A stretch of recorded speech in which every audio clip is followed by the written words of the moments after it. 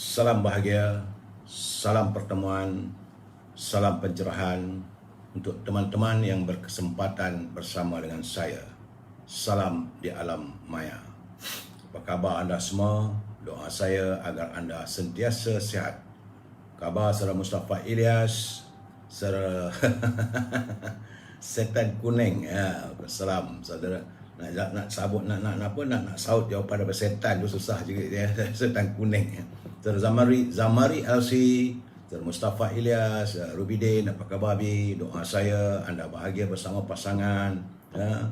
Rawatlah cinta kasih bersama. Izam Osman, Waalaikumsalam. Itu juga dengan saudara Anwar Jubin, saudara Muhammad Ali Jabar, Hafiz Wan Basirun, Tok Selampit. Oh, ni Tok Selampit orang Perlis lah kot ya. Waalaikumsalam. Begitu juga dengan saudara Ismail, Zainuddin Ismail, Abu Nem, saudara Hashim alias orang Melaka. Sekarang ni tengah bergelut ni.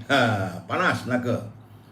Hujan ke di Melaka? Saudara Mak Rejab, saudara Muhammad Fuad, Nizam Ijam, Khairul Paklang. Apa khabar semua? Saudara Zul Sarawak. Bila bikin salam untuk warga di Semenanjung. Tuan Abdul Rahman, Tuan Ismail dari Kuala Terengganu. Apa khabar orang Terengganu? Hujan tak di sana? Rasanya hujan tak, sekarang dah mula musim hujan ni. Saudara Kamal Awang, saudara Jambaria Abdullah dan teman-teman yang tak sempat saya santuni satu persatu, saya mohon maaf kerana malam ini ada banyak perkara yang kita nak bercakap saudara.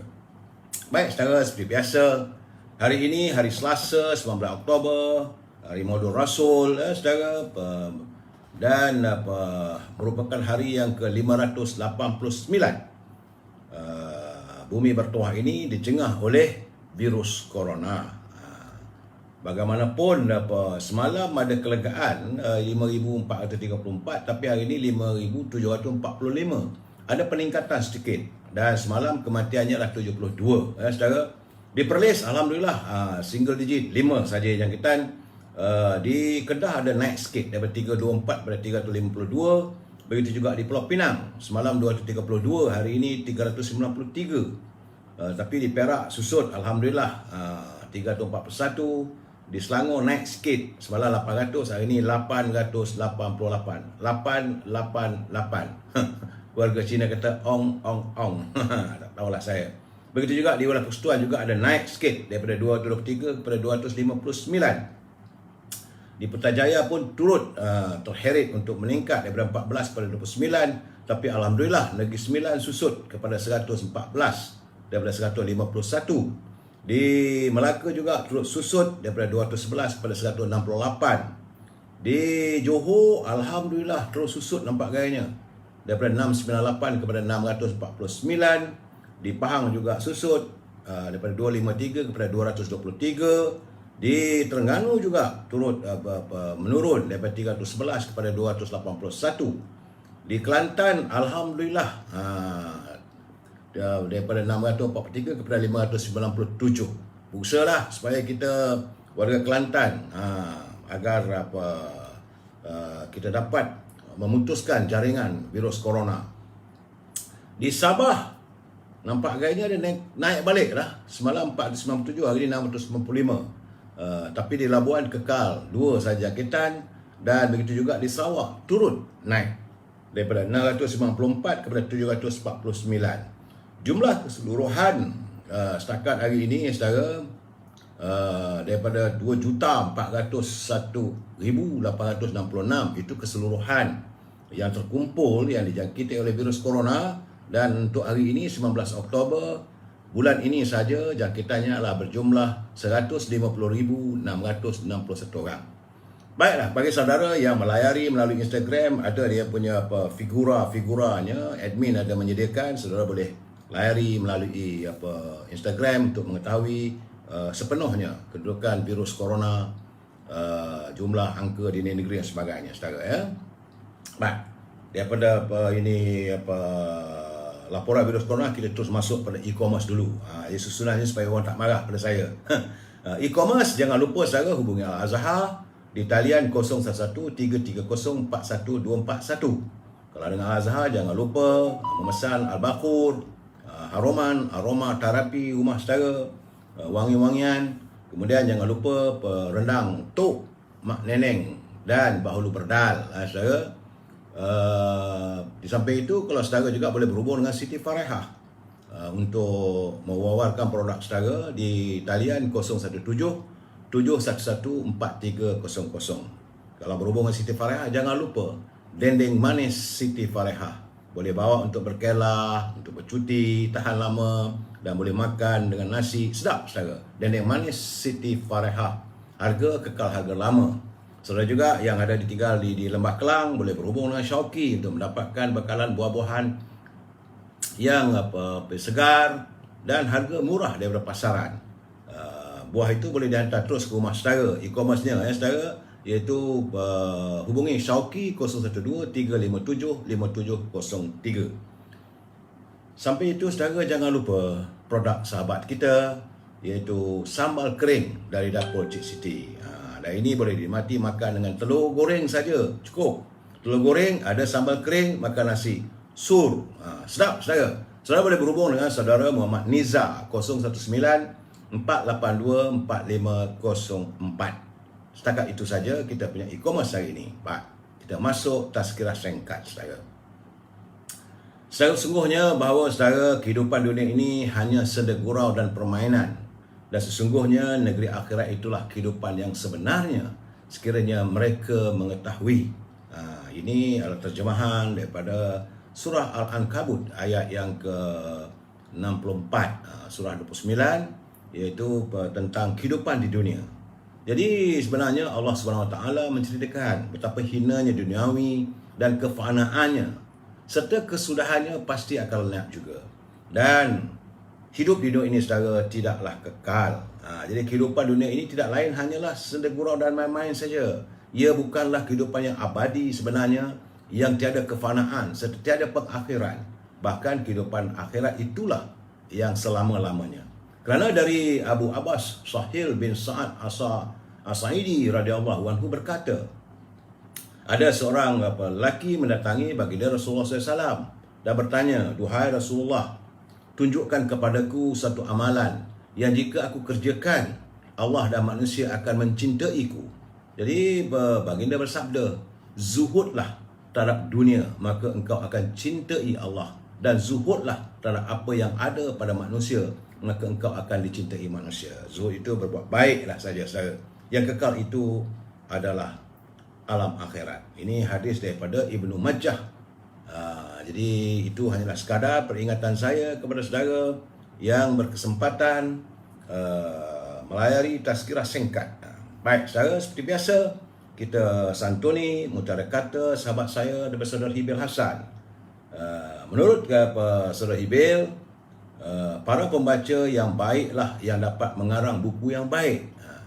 Jadi kalau anda bukan seorang pembaca yang baik, anda tidak mungkin dapat mengarang buku yang baik. Kerana fikiran yang baik tidak akan keliru dengan membaca. Itu kenyataan culipan daripada Emerson. Dan cinta adalah kehidupan jiwa. Inilah keharmonian dunia semesta. Catatan daripada William Ellery Canning. Terima kasih Cikgu Hibil. Manjung hujan kot gemaknya ya saudara. Apa khabar saudara Jusyari, Marna, Osman, Puasa, Khairul Arulfi. Ini daripada Instagram. Baik saudara, salam impian moratorium dan kumpulan wang simpanan pekerja RM10,000. Kita mengharapkan agar pengeluaran itu dapat dilakukan besok hari pejabat dibuka semula. Bagi mereka yang masih belum dapat, bertandanglah ke kumpulan wang simpanan pekerja. Begitulah untuk nasib kita saudara. Dan pada teman-teman yang berhutang dengan pihak bank, bertemulah pegawainya, katakan bahawa yang awak Perdana Menteri dah pula memberi moratorium ta'akrub selama 3 bulan. Itu saja yang dapat dilakukan. Dan saudara, apa lagi yang dapat kita lakukan melainkan meminta dan menuntut. Saya masih lagi menuntut agar pimpinan kerajaan dapat menyediakan ataupun meminta supaya bank memberi moratorium selama 6 bulan ta'akrub faedahnya. Begitu juga kita mahu supaya tuntutan kumpulan wang simpanan pekerja ini dapat memberi pengeluaran kepada setiap penyimpannya yang mempunyai jumlah yang cukup sejumlah RM10,000. Kalau mereka punya simpanan lebih daripada RM500,000 ataupun RM1,000,000, biarlah mereka mengeluarkan untuk 10% saja, bukan banyak mana pun. Saudara Dan ingatlah saudara, kalau negara kita berbelanja tanpa had, khawatir saya kita akan jadi negara yang muflis. Bagaimana yang saya laporkan 2-3 malam lalu, apa yang berlaku di Venezuela, sebuah negara pengeluar minyak yang paling banyak.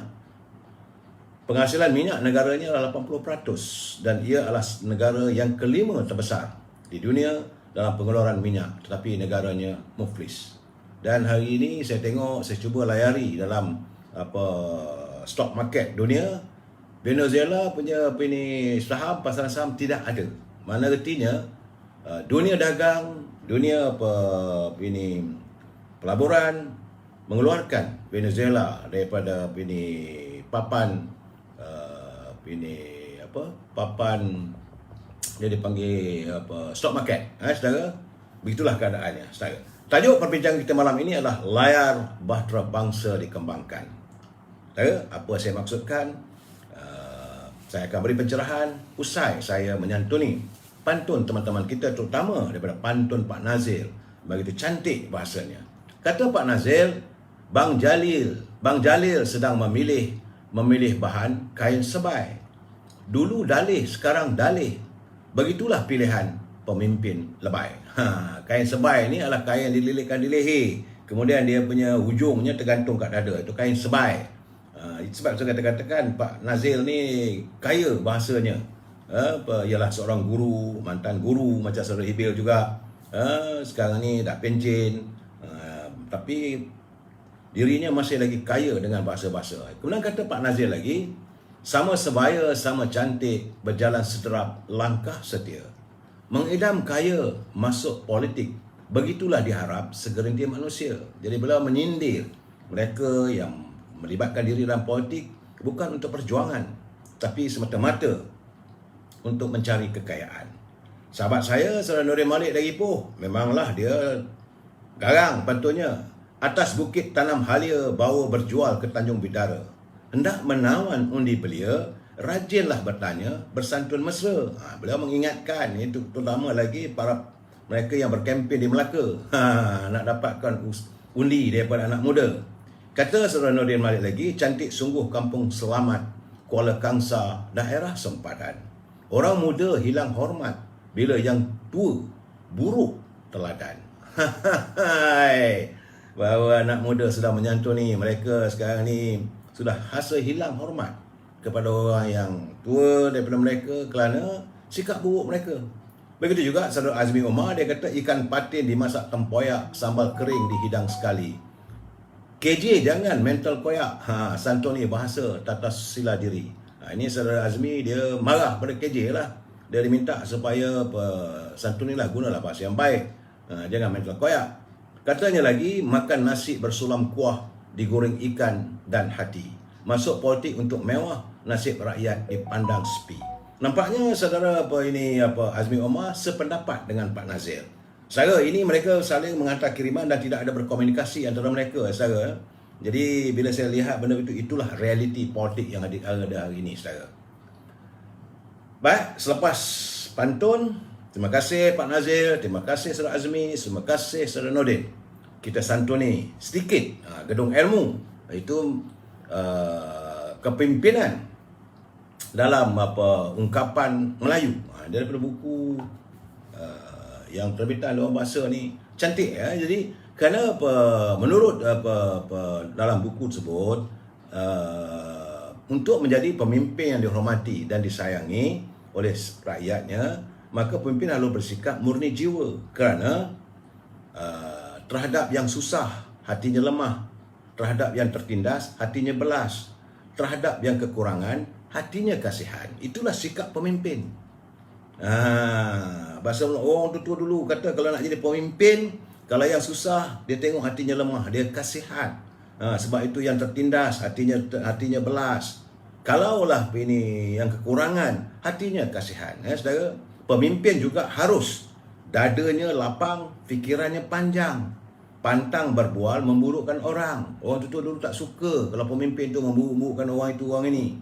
Pantang bercakap, lidah bercabang, bohong, saudara. Dan juga pantang menumit dari belakang. Ini kalau di Kelantan dipanggil cah keting. Pimpinan terdahulu tidak mahu pemimpin Melayu bersikap sebegitu. Lepas tu mereka meninggalkan wasiat kepada kita, warga bangsa, anak-anak muda. Katanya lagi bahawa setiap pemimpin diharapkan hatinya mestilah bersih dan fikirannya jernih. Jadi hatinya tulus, ikhlas dan fikirannya jernih. Sayang, tidak memilih kasih. Dia tidak memilih-milih. Tak kisahlah sama ada orang tu miskin ataupun kaya, cantik ataupun molek. Dan marahnya tidak mencari selisih. Kalau dia marah, dia bukan untuk melihat orang beradu domba, bergaduh. Itulah impian, harapan warga bangsa kita terdahulu agar lahir pemimpin bangsa kita, pemimpin Melayu yang kaya dengan etika-etika kehidupan. Kita sambung lagi malam besok, saudara. Baik, seperti biasa, saya harus memberi peringatan mereka yang menyunting semula live saya ini dan dimasukkan ke dalam channel YouTube, maka adalah menjadi tanggungjawab anda atas setiap suntingan yang anda lakukan. Saya terpaksa buat begini, ini adalah kehendak daripada peguam saya. Dia kata mesti kat saya sebut. Mungkin saudara dah bosan dengar kata-kata ini, tapi saya terpaksa buat. Sebab sekarang ni memang banyaklah, tambah-tambah sekarang ni macam-macam keluar saudara.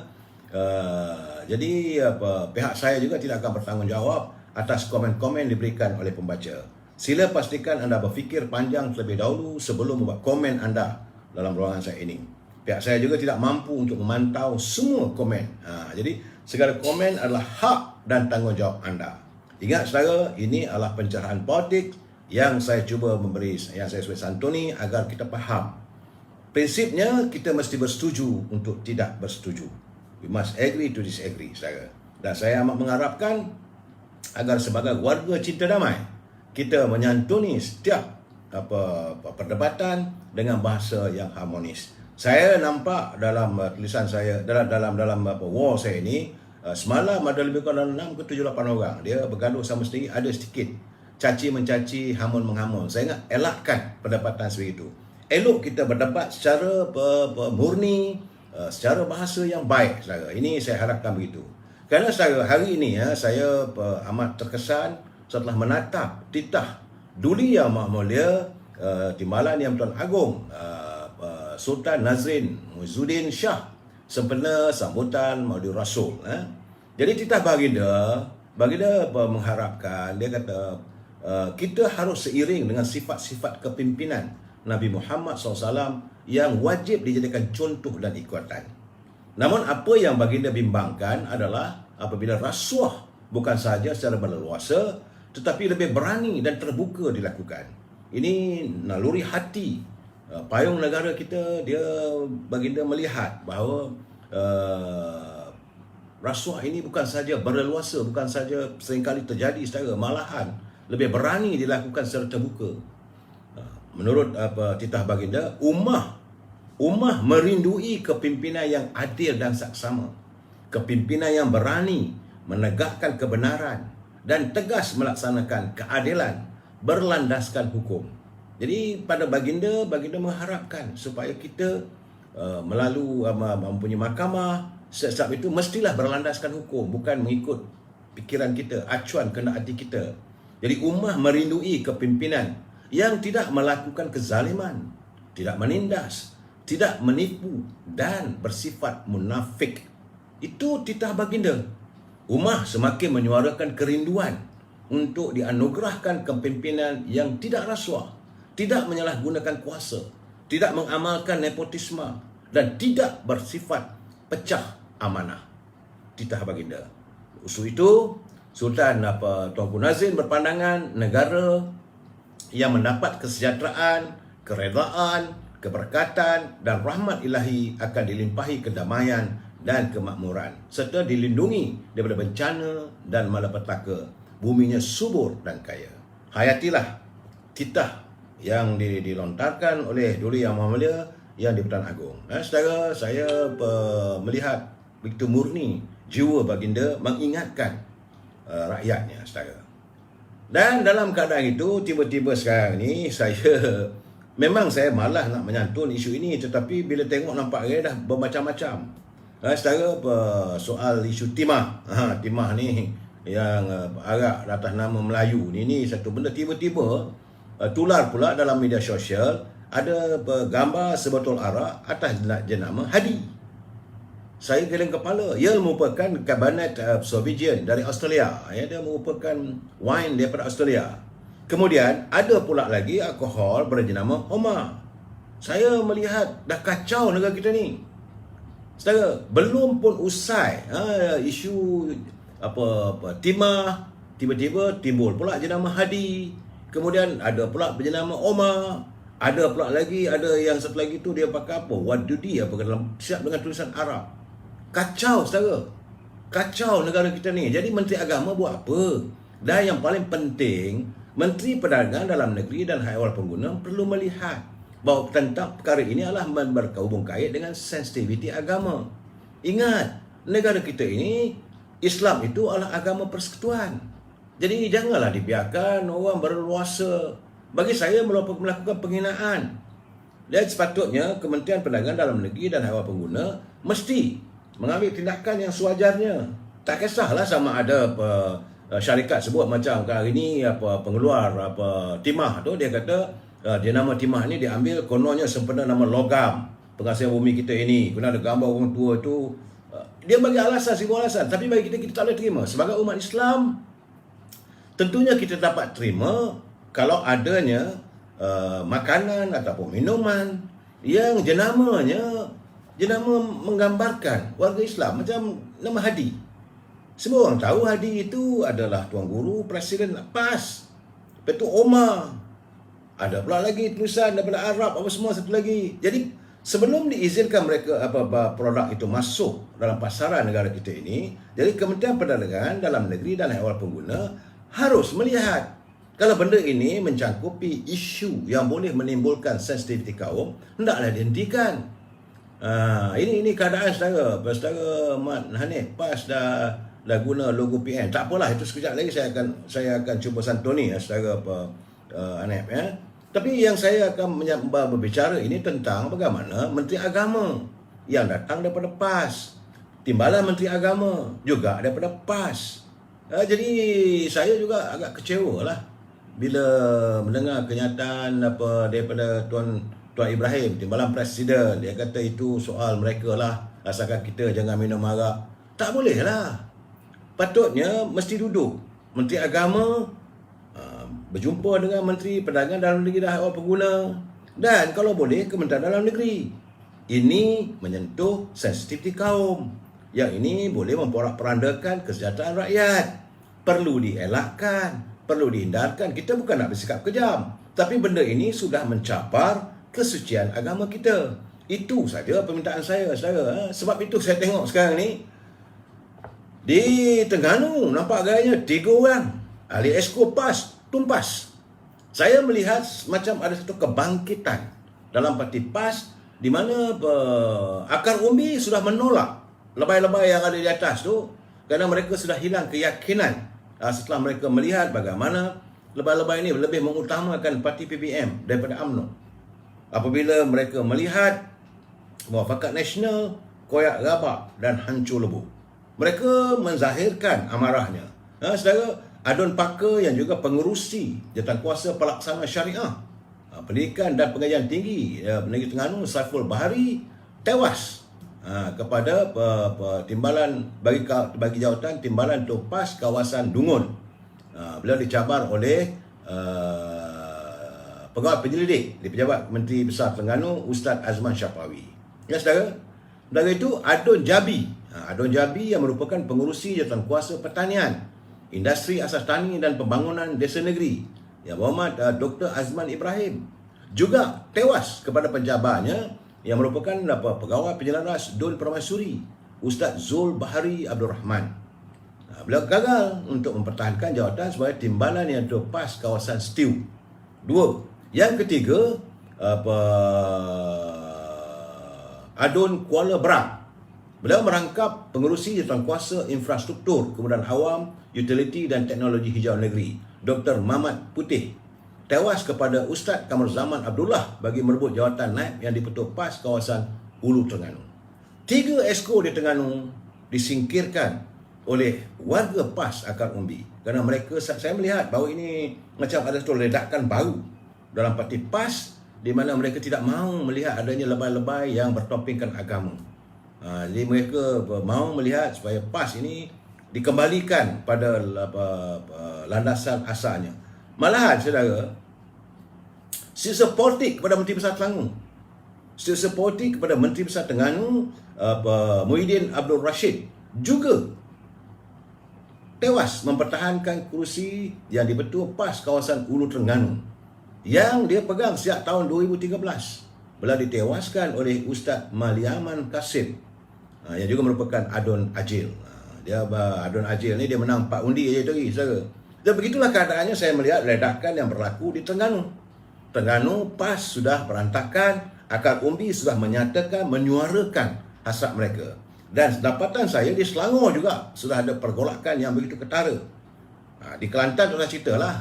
Malahan macam saya berberitakan 3 malam dulu, 600 orang daripada ahli PAS, ada yang menjadi ahli PAS sejak 30 tahun dulu, mengambil keputusan keluar daripada PAS dan menyertai Parti Keadilan. Itu keadaan yang berlaku di Kelantan. Ledakan saya melihat ada satu macam bentuk satu islah kepimpinan, satu reform. Warga PAS sudah menyatakan bahawa mereka tidak senang dengan kepimpinan yang dilihat, hanya mementingkan diri mereka dan tidak menyantuni perjuangan rakyat.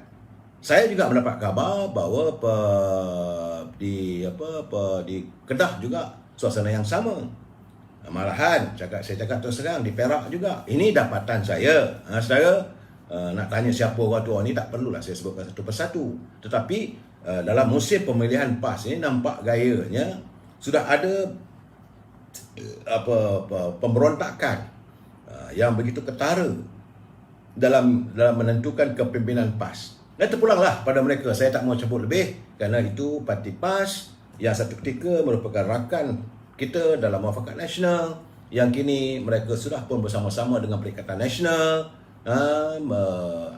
Kita akan bertempur. Dia terpulanglah. Cuma saya memberi pencerahan saja. Saya tak nak cakap lah tentang Parti Pribumi ni, PBM ni memanglah bagi saya memang dah hanyut, dah huyuk dah. Tetapi dalam waktu yang sama saudara, saya melihat apa yang berlaku di Melaka, suasana yang kritikal juga bakal dialami di Johor saudara. Sebab di Johor pimpinan Datuk Hasni cuma mendapat sokongan 29 kerusi Dewan Negeri berbanding dengan Pakatan Harapan mempunyai 27 kerusi. Dan hari ini seorang yang menyokong salah seorang daripada 29 itu diberitakan sedang sakit, terlantar, iaitu Yang Berhormat Datuk Osman Safian. Kalaulah dengan bermodalkan 28 sokongan dan jika diadakan undian untuk bajet negeri Johor, seandainya 1 atau 2 orang mengikut perangai di Melaka, maka Johor juga akan tumbang. Itu sebab saya katakan, sebab itu Datuk Hasni dia dah cakap terang, dia kata beliau tidak menolak kemungkinan benda itu boleh berlaku di Johor. Bagi saya kalau itu berlaku, sayanglah, sebab sejak akhir-akhir ini saya tengok kepimpinan di Johor begitu serius menangani masalah COVID, menangani masalah ekonomi rakyat, begitu komited Saudara Hasni. Tetapi kalau berlaku sebagaimana di Melaka, tak tahulah kita. Saya mengharapkan, sebab saya kalau Datuk Osman Safian yang masih lagi mendapat rawatan di hospital di Johor, kalau bajet nanti bila tak datang, apa akan jadi? Hanya satu, ini terlalu rapuh. Johor yang paling rapuh. Begitu juga di Perak, tapi Perak tu boleh tahan lah sikit. Saudara, sebab ada CSA, ada macam satu perjanjian. Jadi tak mungkin mereka akan belot. Tetapi di Melaka, di Johor, kemungkinan itu ada saudara. Lebih-lebih lagi kesan daripada Melaka bila berlaku pertembungan antara UMNO dan Parti Pribumi, maka ahli-ahli PBM yang menyokong Datuk Hasni, kalau mereka tarik sokongan, ini juga perlu kita fikirkan apakah kerajaan di Johor itu boleh kekal saudara. Bagaimanapun saudara, dalam keadaan begitu saya agak menarik. Saya ingin baca, ini satu catatan yang dikirimkan kepada saya, dia kata boleh dibacakan untuk kesedaran kita semua. Iaitu catatan daripada saudara Muhammad Azmi. Beliau adalah seorang bekas anggota keselamatan dan begitu prihatin melihat tentang keadaan politik negara kita ini. Beliau bimbang bahawa keadaan yang suasana yang begitu bercempera sekarang ni, apakah warga bangsa kita masih lagi tidak ada kesedaran dalam untuk mewujudkan penyatuan bangsa kita. Sebab katanya 90 tahun dulu warga Palestin tidak pernah menyangka tanah yang mereka beri sikit-sikit kepada Yahudi akhirnya Palestin hilang dan dikuasai oleh Israel Yahudi. Itu 90 tahun dulu. Kemudian dia kata 70 tahun dulu. Warga Islam Kashmir, mereka tidak pernah menyangka kerana bila mereka memilih bersama dengan India semasa berpisah dengan negara Islam Pakistan, mereka tidak menyangka bahawa pada hari ini mereka akan dizalimi dan dikhianati oleh pejuang-pejuang Hindu yang tidak memberi hak kebebasan dan akan merampas segala tanah dan masa depan Kashmir. Itu di Kashmir. Kemudian katanya Saudara Azmi lagi, jangan lupa 300 tahun dahulu Melayu Champa begitu percaya kepada orang Cina Vietnam yang keluar masuk berniaga di negeri Champa. Malahan semua masalah negara, jadi orang-orang Champa ni minta bantuan daripada mereka. Akhirnya Champa hilang dalam peta dunia dan negara Champa menjadi negara Vietnam sehingga hari ini. Orang-orang Champa lari ke Kamboja. Itu realiti. Semua ada kesedaran. Begitu juga saudara, catatan saudara Azmi, bahawa warga Turkistan, dia tidak menyangka bahawa Cina datang sikit-sikit dan akhirnya menghuru-harakan, mengadu dombakan dan membunuh raja mereka. Kini lenyap, hilang negara Turkistan dan orang-orang Islam Uyghur dizalimi. Dalam keadaan begitu, kita sekarang ni masih lagi masa aman dan kita masih ada kuasa, tapi kita masih berantakan. Kita tidak sayang dan kita tak mahu menjaga sebaik mungkin keharmonian bangsa kita. Yang selalu saya nyatakan, kita warga cinta damai. Kita berebut kuasa, kita berebut projek, kita berebut jawatan, kita saling tuduh menuduh, kita saling tikam menikam antara sesama lain. Sedangkan kita umat Islam, tapi malangnya umat Islam ni dia tengok memang ada rumah, tiap rumah ada Quran, tapi cuma kita baca waktu kenduri je. Itu pun satu lebaran saja ataupun satu juz. Dan kalau nak hantar keluarga kita nak pergi haji, bacalah surah Yasin. Artinya kita tak ambil peduli segala ajaran yang ada dalam Al-Quran. Apakah nanti apabila dah hilang kuasa, kita terpaksa minta tolong pada orang? Kerana dalam keadaan sekarang ni kita dah mula terhakis kuasa kita. Tapi kita masih lagi ada warga kita duduk goyang kaki dan minta tolong pada orang lain untuk menyelesaikan masalah kita. Semua kita akhirnya meledakkan tuduhan, ini semua perbuatan orang politik. Memanglah, saudara, kerja ni semua kerja ahli-ahli politik. Kadang mereka memburu jawatan. Tapi warga kita, rakyat kita, warga bangsa kita, mereka buat apa semasa nak mengundi? Kenapa sebelum mereka menyerahkan kuasa di peti undi itu, mereka tidak kaji? Apakah mereka tidak dapat melihat muslihat? Kena ingat saudara, ulama ada berpesan.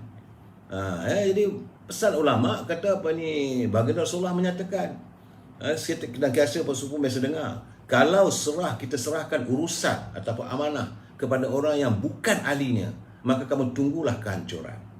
Dan hari ini saudara Azmi menzahirkan kepada saya, dia kata dia khawatir kerana kuasa kita kian terakis. Akhirnya lama-kelamaan segala hak di tanah sendiri kita ni akan tinggal sejarah. Kena ingat saudara, ini bumi nenek moyang yang diwarisi kepada kita. Tapi yang kita sering dengar di kalangan kita, ramai yang beri alasan. Jadi bukan senang orang nak ambil tanah air kita. Betul saudara. Kata kita orang Melayu akan bangkit. Betul. Tapi kita melihatlah apa berlaku di Champa, apa berlaku di Singapura, apa berlaku di Pakistan, di Kashmir, apa berlaku di Palestin. Segala itu kemungkinan itu ada. Saudara Abdul Karim, Datuk, kenapa politik negara ini begitu fragile hingga menjadi mangsa politikus yang begitu rakus demi kuasa? Itulah serius. Sebagaimana apa dinyatakan oleh Saudara Azmi tadi, bahawa kita kadang-kadang rakyat tak ambil kisah. Dan kita mudah terperangkap. Kita mudah terperangkap dengan dogma ataupun janji manis mereka yang memburu jawatan. Mereka menawarkan janji 1000 mimpi. Akhirnya kita yang terperangkap. Ini dalam keadaan sekarangnya, saudara Jerami Abdullah, salam tu, pencerahan Datuk. Saya minta maaf lah saudara-saudara Jerami. Memang saya akan membicarakan secara jelas, tuntas, berdasarkan kepada apa yang berlaku di sekeliling kita. Saya khawatir sebab dalam usia saya begini, apa lagi yang dapat saya tinggalkan? Nak kerja jawatan buat apa usia yang begini? Nak cari kekayaan, berapa banyak lagi? Satu hari makan pun nasi saya sekali je saudara. Malam tak makan apa pun kadang-kadang. Kami dan sebagainya kena jaga juga kesihatan. Kerana saya melihat anak cucu saya. Dan saya teringat kalau mengikut kenyataan daripada Menteri Kewangan, bahawa hutang negara kita sudah pun mencecah lebih daripada 1 trilion. Dan ini apabila kita mengambil hutang 65% daripada KDNK. Artinya anak cucu kita akan datang, dia setiap tahun kena cari hak mereka sejumlah lebih kurang 40,000 yang terpaksa diambil untuk membayar hutang. Ini keadaan saudara, negara kucar kacir. Kita gagal untuk memperbaiki ekonomi kita, berantakan kita. Dan hari ini saudara, suka tak suka kita melihat dan kita menyaksikan perbalahan Melayu paling getir sedang berlaku di Melaka. Sekarang ni, hari ini, saat ini saudara, di bumi Melaka, sekali lagi menyaksikan perbalahan bukan antara Tuah dan Jebat, tetapi adalah onar daripada Mamak Mandalia dan Sikitul. Ini yang berlaku di Melaka. Kalau mereka tak buat onar, tak ada pilihan raya. Ini sekarang onar sedang berlaku di Melaka. Dan suka tak suka kita, saya mewakili UMNO, warga UMNO sekarang ni, bagaimana kata Presiden UMNO, layar bahtera bangsa telah pun kita kembangkan. Dan kita tidak akan menoleh ke belakang lagi. Genderang perang telah dipalu. Semboyan sudah berbunyi. Nafiri telah ditiupkan. Sauh sudah dibongkar. Dengan layar dikembangkan, kita tak boleh menoleh ke belakang lagi. Bak kata pahlawan Saladin, di belakang kita adalah api saudara. Di hadapan musuh, kita harus mara dan terus mara. Demi untuk kepentingan agama, bangsa dan tanah air. Biarlah orang nak kata apa pun. Sebab itu saya menuntut agar yang berhormat Datuk Seri Presiden kali ini menurunkan calon-calon yang benar-benar tidak bersikap seperti Sikitul, tidak seperti Mamak Mandalia yang mementingkan diri mereka. Ya, tapi saya nak berpesan juga pada warga Melaka. Bahawa saya tengok tadi, konon ramailah, hebatlah, pelancaran ini serangan, ini maju terus, gempur daripada Perikatan Nasional, di mana saya nampak situ ada PAS, ada PBM, ada gerakan. Hebat, menggunakan warnanya sama macam warna Barisan Nasional, warna biru. Gempur. Mereka nak menggempur sekarang ni bumi Melaka. Jadi saya nak harap, nak pesan pada orang Melaka lah. Itulah kumpulan-kumpulan katak. Saya melihat mereka dalam kumpulan daripada Perikatan Nasional tu ada terdiri daripada katak-katak. Mereka memang lompat daripada UMNO menyertai PBM. Dan warga PAS ni tak faham, ikut sokong sekali. Katak-katak ni apakah Melaka nak serahkan pada mereka nanti? Saya kena ingat, pertembungan di Melaka kali ini sebenarnya, saya cakap terus teranglah, antara sebetul-betulnya antara UMNO dengan Pakatan Harapan. Seandainya warga Melaka tersalah pilih, mungkin saya rasa jauh di sudut hati saya kata susah untuk Perikatan Nasional nak menang satu kursi pun. Tapi kalaulah seandainya 2 atau 3 kursi warga Melaka bagi pada Perikatan Nasional, mari sebab ni cucu saya, bila saya dengar suara saya, cakap hai lah. Inilah saudara warisan yang ada pada saya, cucu saya. Bayangkan saudara, cucu-cucu saya bermanja dengan saya, bagaimana saya mampu untuk melihat untuk nasib mereka masa depan mereka. Kita akan meninggalkan mereka, saya akan meninggalkan mereka, dan mereka harus memikul hutang negara yang begitu banyak. Kita akan meninggalkan negara yang kucar kacir kepada mereka. Terjaminkah kehidupan mereka? Benar, rezeki, ketentuan datang daripada Allah SWT. Betul, saya tak menolak benda itu, tapi kita yang berkemampuan ni takkan kita tak boleh menyediakan untuk mereka sedikit kelegaan. Saya cukup sedih bila kadang-kadang saya peluk cucu-cucu saya tu, saya tengok, saya dengan terkesima lah. Sedih saya sebab sebagai seorang datuk, kita akan meninggalkan. Sedangkan juga yang seusia dengan saya, Kalau saudara menjadi bapa, saudara juga akan meninggalkan sesuatu pada anak-anak saudara. Sebab itu saya berseru pada anak-anak muda. Kembalilah. Saudara mungkin hari ini saudara seronok menyatakan begitu, pandangan begitu, begini dan sebagainya. Saudara tidak dapat menyelami realiti sebenarnya. Ingat saudara, bila kita hilang kuasa, kita hilang segala-galanya. Bukan saudara tak nampak apabila UMNO Barisan Nasional ditumbangkan. Okey, kita terima. Atas arongan demokrasi kita terima, tak ada masalah. Tapi apa terjadi? Dengan aisetnya, raja-raja kita dihina, agama kita, kedudukan ekonomi tumbang ambing yang sampai hari ini tak dapat nak diperbaiki. Saudara, ini keadaan. Saya sedar, bukan saya tak sedar. Sebab itu sabar malam saya menyatakan, tadi ada teman saya berhubung dengan saya, dia kata macam mana tu keadaan kedudukan politik sekarang ni. Saya kata hari ini untuk kita menyatakan demi agama bangsa ni dah bukan lagi satu modal politik yang baik. Anak-anak muda kadang-kadang dia dengar, orang UMNO ni lain tak ada. Ceritanya projek. Itulah yang ada sekarang. Sebab itu saya katakan saya tak menyalahkan. Tapi kalau mereka kata UMNO, saya marahlah. Tapi kalau orang UMNO, saya tak nafikan. Sebab itu saya mengharapkan agar Presiden UMNO kali ini menurunkan calon-calon di Melaka itu, biarlah mereka yang ditapis sehabis mungkin.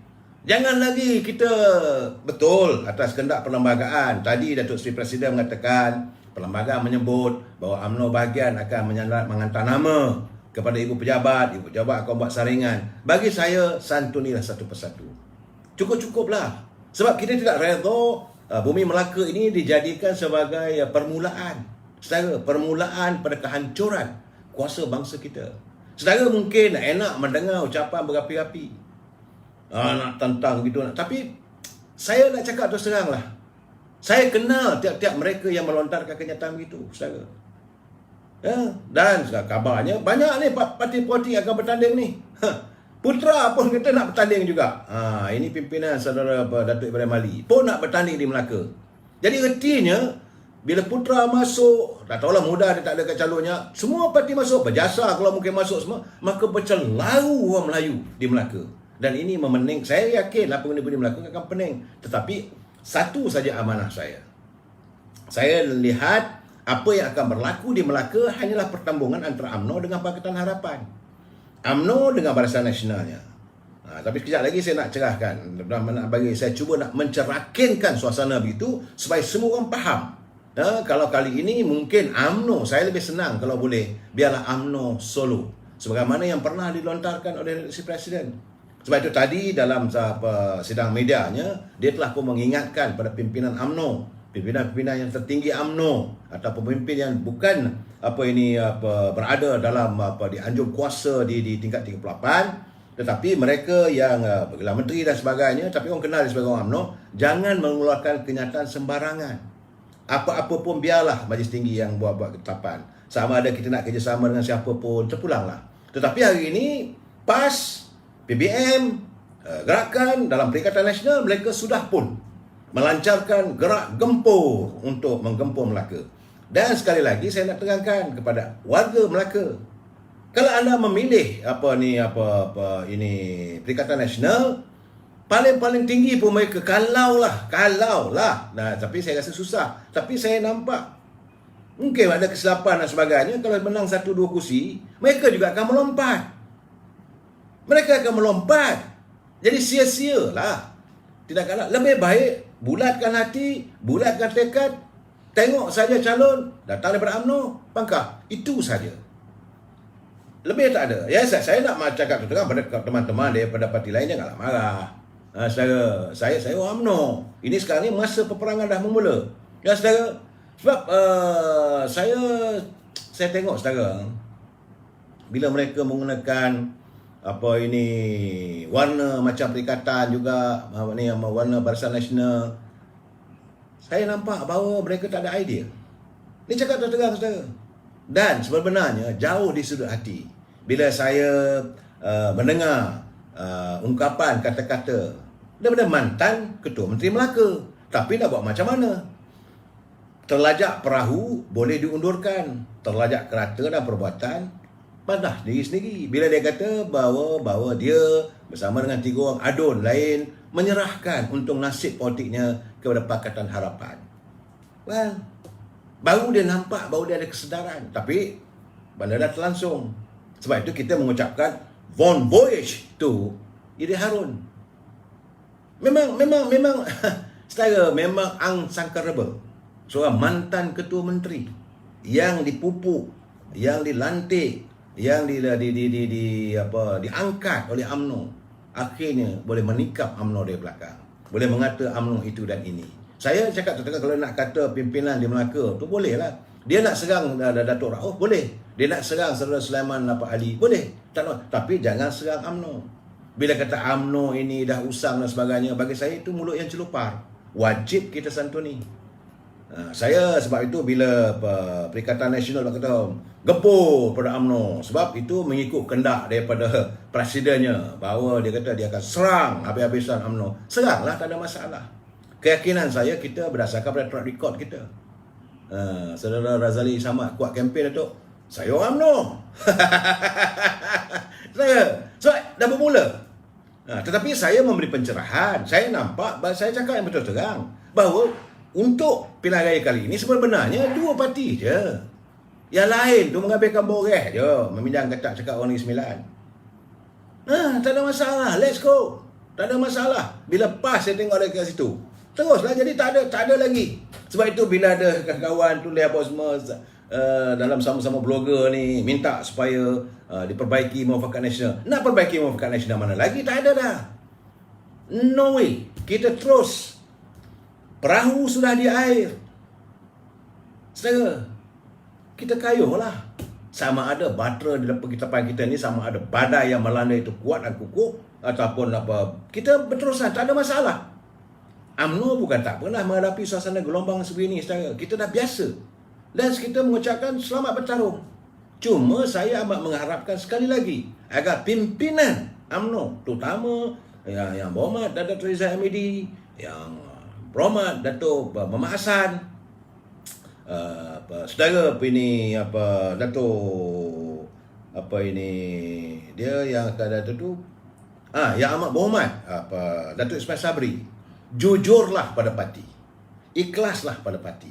Dalam suasana begini, parti memerlukan kepimpinan yang jujur dan ikhlas. Dan sewajarnya kita menurunkan calon-calon yang benar-benar sebagaimana kehendak Presiden, winnable, acceptable.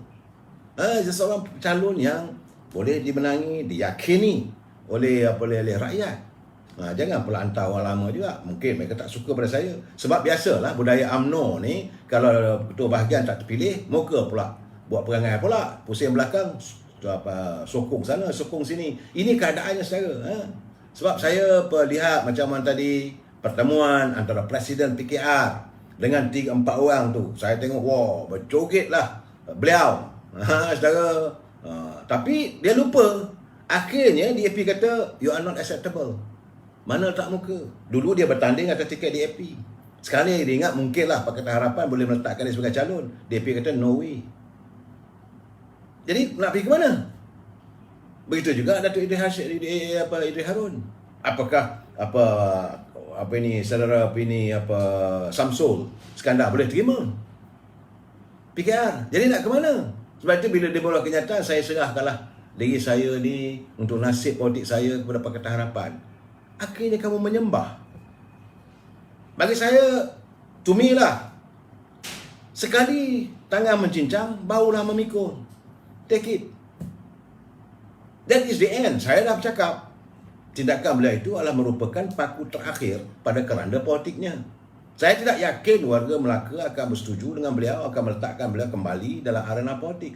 Kerana sebab itu saya katakan bahawa Melaka sudah dicemari oleh tangan-tangan yang sikapnya sama seperti Mamak Mandalera dan Sikitul. Kesan itu nanti saudara akan lihat perjahan, badai, gelombang yang bakal dihadapi oleh warga Melaka. Saya menjangkakan kalau suasana begitu, ketidaktentuan politik di Melaka teruk. Betul, sepanjang musim pilihan raya ini ramai yang datang. Mungkinlah kedai-kedai makan, gerai-gerai Makcik Timah, Makcik Kiah, okey. Tapi lepas itu nanti bagaimana? Apakah dapat kita santuni kedudukan ekonomi Melaka? Sebab kalau melikut daripada jeda waktunya, pilihan raya pada 20 bulan November, saudara. boleh ke kerajaan yang akan dibentuk nanti membuat bajet untuk negeri itu, bajet ekonominya dalam waktu yang terdekat? Sepatutnya di 5-6 bulan sebelum itu dah dikaji. Bolehkah dilakukan sesuatu perancangan untuk membangunkan Melaka? Macam saya katakan bahawa Melaka, industri pelancongan lumpuh kesan daripada COVID-19. Kemudian ekonomi merudum, 80% pemilik-pemilik hotel muflis. Dan boleh dikatakan 70% pendapatan warga Melaka yang tidak bekerja di sektor kerajaan, mereka terdedah kepada sektor pelancongan. Kesian pakcik-pakcik yang jaga menarik beca sebagai satu tarikan pelancongan di Melaka. Pendapatan mereka terjejas. Kalau pelancongan terjejas, bagaimana kita nak majukan rakyat? Dan mereka yang berada dalam politik, dia tak peduli. UMNO sentiasa memikirkan tentang rakyat. Sebab selalu saya katakan UMNO dari rakyat untuk rakyat. Saudara Ismi, malahlah saya pulanglah pada dia, saudara. Dan saya sebenarnya, saudara, saya dalam hati ada juga orang kata rasa marah tu, tapi ada belas. Bila tengok bini Nurhizan Bakti terkija-kija depan Datuk Seri Anwar Ibrahim, tapi akhirnya bila tak diterima sebagai calon. Macam mana dengan mantan adun Partai Kundu Datuk Nur Azman Hassan, adun pengkalaan ni Teluk Mas, Nur Effendi Ahmad, mantan Ketua Menteri Idris Harun, dan mereka tidak ada lagi tempat. Itu keadaannya. Saya baca kata Bon Voyage, selamat berlayar, saudara. Berlayar ke laut ajaknya. Sebab itu saya bersetuju dengan pandangan Datuk Seri Zahid Hamidi. Dia kata UMNO bertanding solo. Kita gedahlah, saudara, dalam keadaan begini. So, jadi dalam keadaan sebagaimana yang saya janji dengan saudara semalam, hari ini saya cuba untuk mengulas tentang 5 lagi kerusi Dewan Undangan Negeri yang sedang dipertandingkan di Melaka, saudara. Sebab saya dah cakap macam semalam bahawa di Melaka 5 kawasan UMNO kawat merah. Saya bukan nak cakap besar, saudara. Melihat daripada data-data, melihat daripada gerak kerja, 5 kawasan Dewan Undangan Negeri, saya tak nampak ada masalah.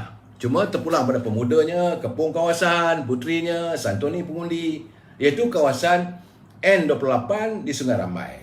Kemudian N26 Serkam, N1 Kuala Linggi, N2 Tanjung Bidara, dan N3 Air Limau. 5 kawasan ini tak payahlah PBM ke Perikatan Nasional nak masuk, buang masa saya. Tapi silalah untuk ilah wang pertaruhan, silalah. Itu kawasan kubu UMNO. Saya berkeyakinan ia akan kekal. Dan 5 kawasan itu untuk mendapatkan kuasa di Melaka, untuk menstabilkan politik di Melaka, warga UMNO kena bekerja keras di kawasan Lendu, iaitu kawasan mantan Ketua Menteri sendiri. Ya, semalam saya dah cerangkan. Begitu juga dengan Tabuh Naneng, begitu juga dengan Gadik, Asahan, N12 Pantai Kudo, N18 Air Molek, N25 Rin, dan N27 Melimau. Itu 8 kawasan. InsyaAllah, saya ingat daripada 8 kursi kawasan tu, setakat 5 tu dapat. Jadi masih lagi belum cukup untuk membentuk kerajaan, saudara. Jangan main-main. Ini di Melaka ada 28 kursi, saudara. Kemudian, sebab itu saya katakan nanti bakal adalah kata-kata yang akan melompat nanti. Saudara lihatlah sendiri nanti. Kemudian ada 5 lagi kawasan yang terletak di sini. Saya merasakan kalau pimpinan UMNO yang berhormat Datuk Seri Zahid Hamidi, yang berhormat Datuk Mak Hassan, yang berhormat Datuk Sumai Sabri, betul-betul nak mengekalkan stability politics di Melaka, kena turunkan calon-calon Melayu di kawasan, iaitu di 5 kawasan: Pengkalan Batu, Duyung, Bemban, Kelebang, dan Macap Jaya. 5 kawasan ini adalah kawasan majoriti pengundi Melayu. Ini juga aja tumpuan pada Perikatan Nasional, tumpuan pada Perikatan Nasional dia bergantung pada PAS. Kemudian begitu juga dengan keadilan, Pakatan Harapan. Jadi mereka tumpuan di ada 5 kawasan ini, dan UMNO harus berusaha. Pergerakan pemuda mesti berusaha. Tapi saya ingatlah, terus terang saya kata, boleh bantu je lah, tapi kita turunkanlah untuk MCA, untuk bertanding. Kita berilah mereka di 4 kawasan MCA dengan MIC, iaitu Bandar Hilir, Kota Laksmana, Kesidang dan Air Keruh. Itu saja. Lain-lain sebab saya, semalam saya dah cakap tentang apa kedudukan di Kuala Linggi, di Tanjung Bidara, di Merlimau, kemudian di Lendu, saudara, begitu juga dengan Tabuh Naneng. Jadi hari ini di bawah Parlimen Alor Gajah. Alor Gajah dia ada 1, 2, 3, 4, 5. Ada 5 kawasan Dewan Undangan Negeri. Di Rembia, ini sebab saya katakan kena kerja keras, saudara. Di Rembia, dia ada 15,636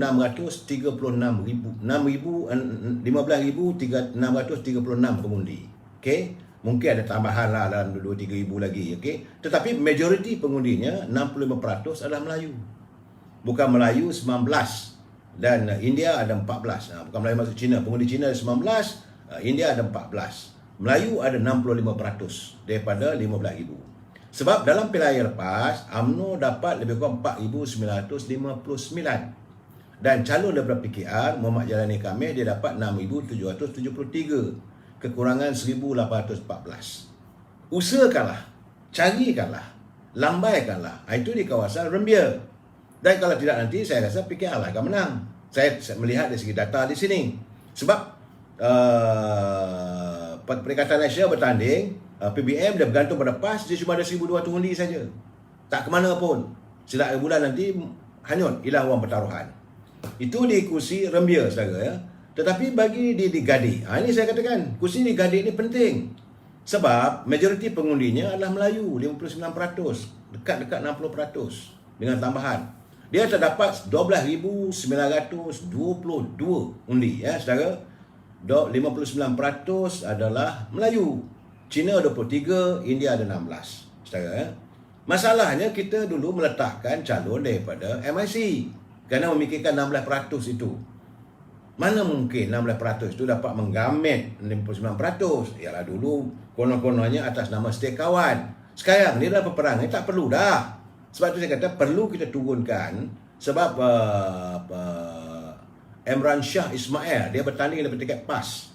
Dia dapat 1,865. Saya melihat itu sebenarnya bukan undi PAS, itu undi protes.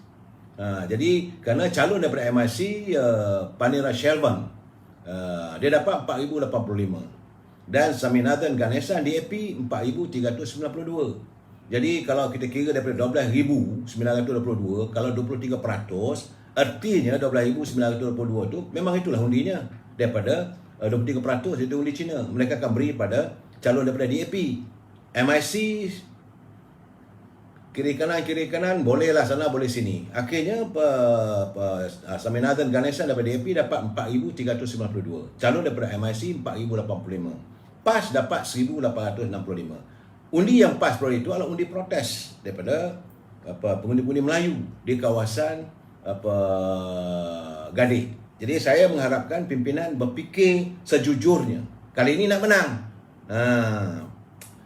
Betul lah kita nak santun apa semua. Banyak cara lain lah kita nak boleh lantik senator ke apa ke. Tak semestinya lah mesti bertanding kerana dulu kita dalam keadaan selesa, saudara. Tu Gading, saudara. Kemudian bagi Macap Jaya. Macap Jaya keadaan kedudukan pengundinya 50-50. Kerana UMNO Melayu, pengundi Melayu ada 43%, undi warga Cina ada 40% dan warga India ada 14%. Dia 14% ini penentulah India ni, saudara, ya. Dan di sinilah kita melihat calon, kerana UMNO waktu itu UMNO Barisan Nasional menurunkan MCA Kon Nai Kuang, dia dapat 4,214. 43% memanglah 4,000 lebih. Dan Jini Lim Siu Lin daripada PKR, dia dapat 5,550. Dan Wan Zaidi Wan Ismail daripada PAS dapat 4,214. Jadi saudara, saya melihat bahawa di sini juga letaknya undi protes. Bukan PAS dapat besar, tak ada, saudara. Jadi pimpinan harus serius dalam meletakkan calon kali ini.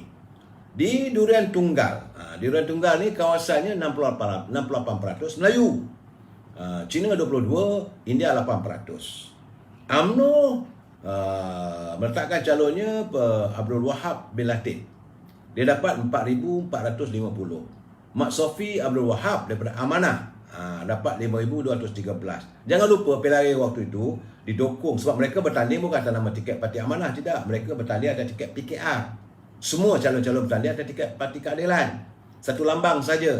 Jadi saya yakin 22% itu beri pada PKR, iaitu calon daripada Amanah, Muhammad Sofi.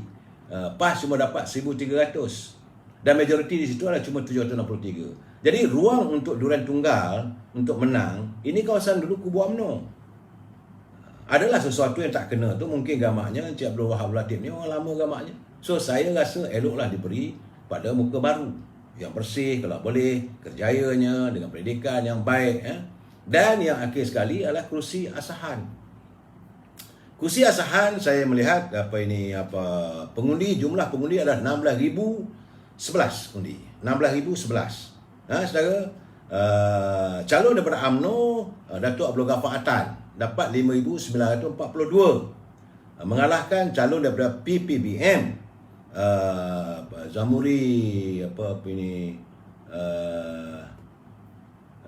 Zamzuri Arifin Peti Berbumi dapat 5,667. Abdul Malik Yusof daripada PAS 1,365. Jangan kata PAS kacang daun tak ada. Sebab saya melihat di sini kerana majoriti Melayu 63. Cina dapat 23. Jadi calon PBM dia bertanding atas tiket PKR. Semua calon-calon daripada PKR waktu itu, Parti Keadilan, memanglah didukung oleh pengundi-pengundi bukan Melayu.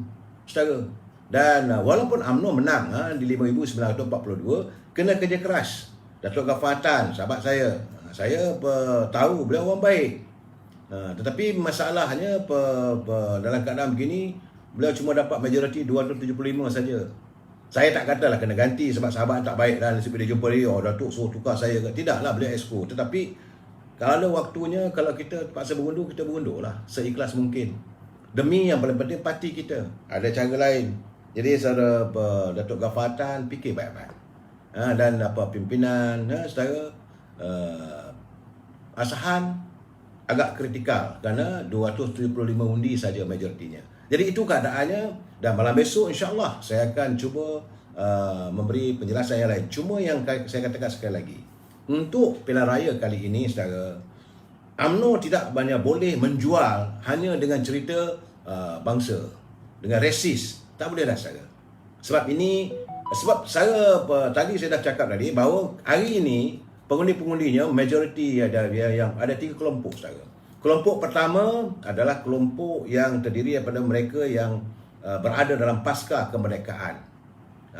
Saudara, waktu merdeka mereka jadi anak muda dan sekarang dah tua sangat tapi masih lagi menjadi pengundi. Tak ramai saudara, jumlah lebih kurang dalam 5 ke 10%. Kemudian yang lahir zaman pasca kemerdekaan, macam usia saya 65 tahun, 60 warga emas dah sekarang pun saudara. Jadi yang terlahir tahun 56, 57, 58, 59, dalam waktu aroma kemerdekaan, waktu negara membangun, mereka ini ada lebih kurang dalam 35% ke 40%. Yang banyaknya adalah lebih daripada 55% adalah mereka yang lahir selepas waktu melihat pembangunan.